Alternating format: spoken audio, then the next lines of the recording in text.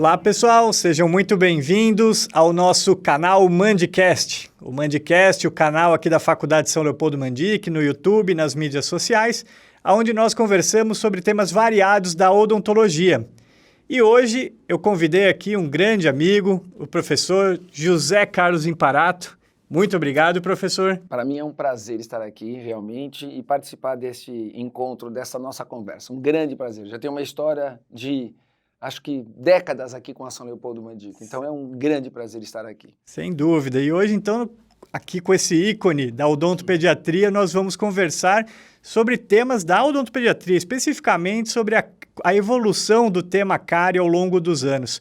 O professor José Imparato é mestre e doutor em Ciências Odontológicas pela USP, professor aqui da Faculdade São Leopoldo Mandic nos cursos de pós-graduação, em nível especialização, mestrado, doutorado, publicou mais de 250 trabalhos científicos, mais de 20 livros. Nossa, é uma trajetória enorme aí para um jovem rapaz como esse aqui. Mas, apesar de ser tão jovem, já tem alguma experiência na pediatria, né? Na odontopediatria. Sim. Como que foi a evolução da doença cárie na odontopediatria desde a sua época que você se formou? Excelente pergunta. Até hoje. Dá para se falar em século passado, né? Então, quando eu brinco, eu falo assim, olha, eu quando me formei em 1987... nós tivemos, né, naquela época, todos os conceitos, não se falava em evidência científica e se falava assim, como que se tratava a cárie. E se falava muito tratar a cárie. E nós sempre tivemos um conceito da cárie como sendo uma doença transmissível, infectocontagiosa. Então, naquele momento, era um tratamento super radical, que se falava, não sei se você foi ensinado dessa forma também, ouvindo o grito da dentina. Você ouviu? Sim. O meu centro acadêmico chamava de grito da dentina. É. Muito legal. E essa é uma questão que ficou durante décadas na odontologia. E isso vindo de um conceito de Black.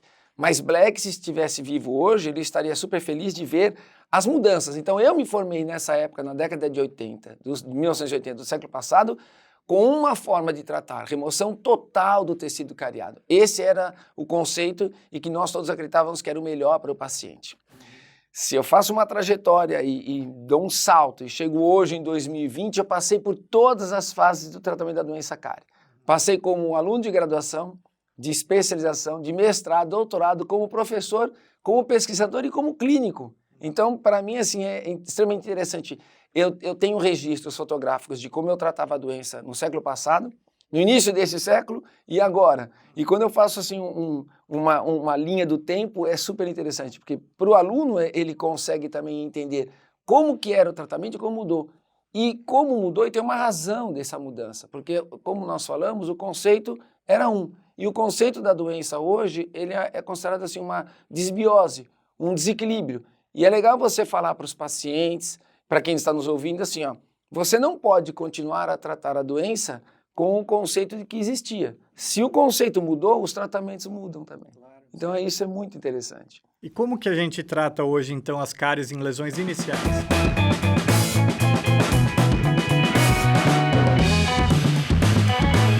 Legal. Aí você tem propostas de tratamentos não invasivos, microinvasivos e minimamente invasivos. Não invasivo quando você não toca na superfície. Essas lesões iniciais são aquelas lesões que não romperam o esmalte. Aí para todo mundo ficar sabendo, não tem cavidade. Essas lesões podem ser tratadas, por exemplo, com cariostático, que é uma substância, você acha que também conheceu na sua formação sobre os cariostáticos. Eles pigmentam as superfícies, mas eles não fazem nenhuma agressão, não fazem nenhuma invasão ou microinvasão. Então você pode fazer tratamento de lesões iniciais, se a lesão estiver ativa, com uma proposta, por exemplo, com cariostáticos, com higienização supervisionada, com pasta contendo flúor. Se as lesões estiverem inativas, é uma proposta que nós vamos começar assim a falar. Preserve essas lesões como se fossem pintas, né, no rosto, fazer uma analogia. Eu não tenho que ficar invadindo. Então, as lesões iniciais, elas podem e devem ser tratadas de forma preferencialmente não invasivas. Essa é a melhor conduta que nós temos hoje, para dentes decíduos e permanentes. Tá. E dá para ir um pouco mais além. Né? Por exemplo, se você considerar que essas lesões elas têm uma tendência a avançar, então tem aquelas lesões moderadas, que são aquelas lesões que já têm um rompimento no esmalte. Essas lesões que rompem o esmalte, ou mesmo chegam em dentina, mas com uma pequena abertura, Nós temos pesquisas aqui na São Leopoldo para lesões iniciais, para lesões moderadas e para lesões avançadas. E essas lesões moderadas podem ser tratadas hoje como um bloqueio, com um selante. Nós aprendemos, a minha geração, acho que uma parte da sua geração aprendeu a usar broquinha e aumentar o buraquinho, né? Hoje você fala assim, não, você sela essas lesões. E quando você sela, é uma proposta microinvasiva. E aqui, por exemplo, tem uma dentística muito forte, então, que onde já a própria graduação, ele já tem esse aprendizado. Então, são propostas para lesões que nós falamos moderadas, com microcavidades, ao invés de invadir, selar. Isso é muito legal. Por que os dentistas têm essa resistência em selar isso? Eu acredito, assim, muito. Nós temos que pensar em... Essa resposta, assim, é bem longa, mas vamos resumir.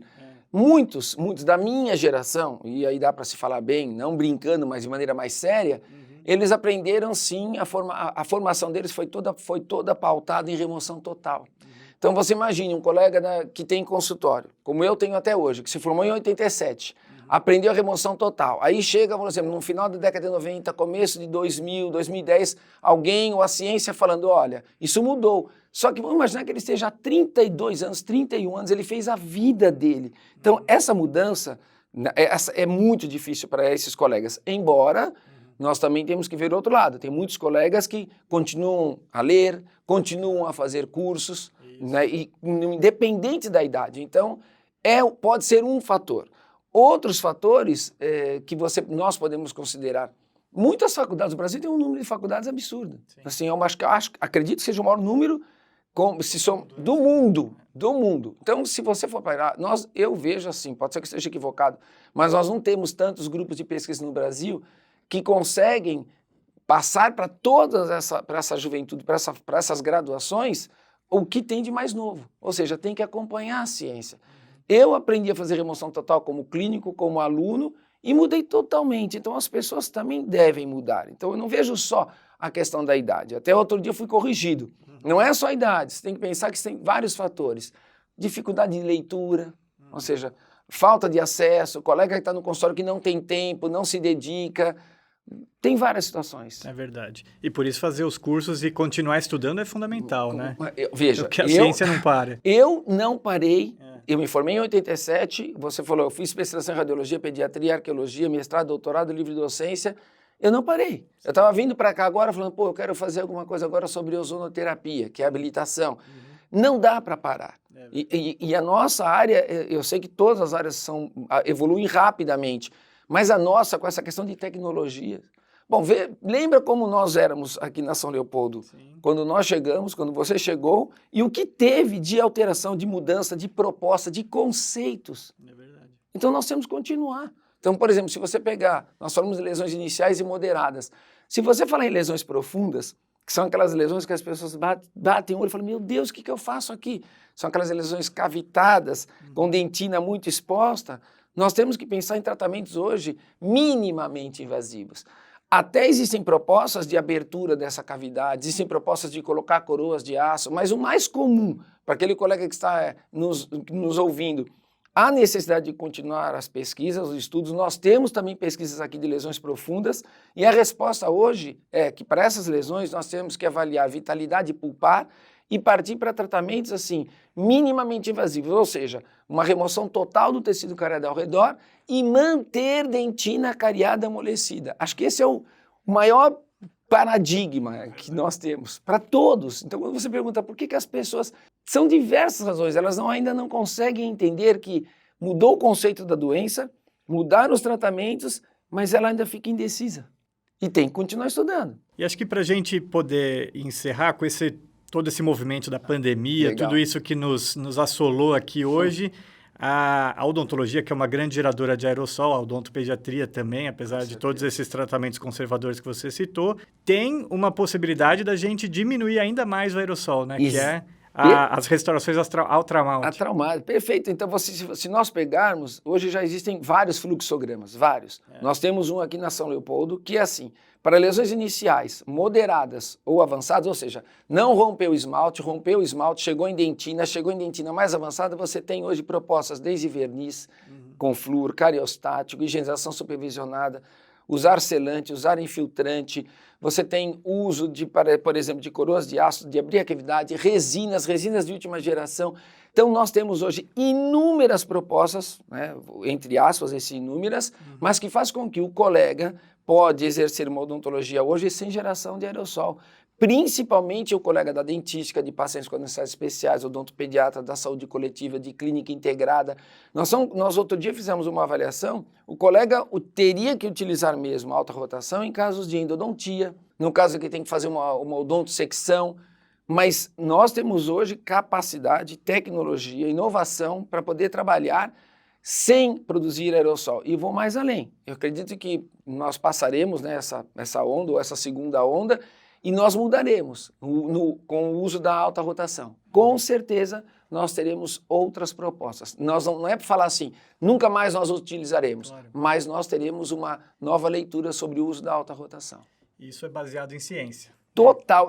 Você falou uma questão muito importante. Com todas as questões de mídias sociais, com tantas informações hoje de fake news, né? Nós temos que fazer uma odontologia pautada em evidências científicas. E isso é um compromisso nosso aqui na São Leopoldo Mandic há muitos anos, sempre acompanhando a ciência e produzindo ciência, né? Sem dúvida. De boa qualidade. Com certeza. Como você fez. Como nós fazemos aqui. É isso aí, legal. Pessoal, muito legal a nossa conversa hoje aqui com o professor Imparato, grande professor da área de odontopediatria, reconhecido mundialmente, professor aqui da Faculdade de São Leopoldo Mandic, nos cursos de especialização, mestrado e doutorado. Muito obrigado, Imparato, por essa conversa. Prazer todo meu. Se vocês curtiram a nossa conversa, deixa o nosso like aí. Não esqueça de se inscrever no canal, lá no sininho, para receber todas as terças-feiras às 19 horas um alerta de que um novo vídeo está no ar. Um abraço. Até logo.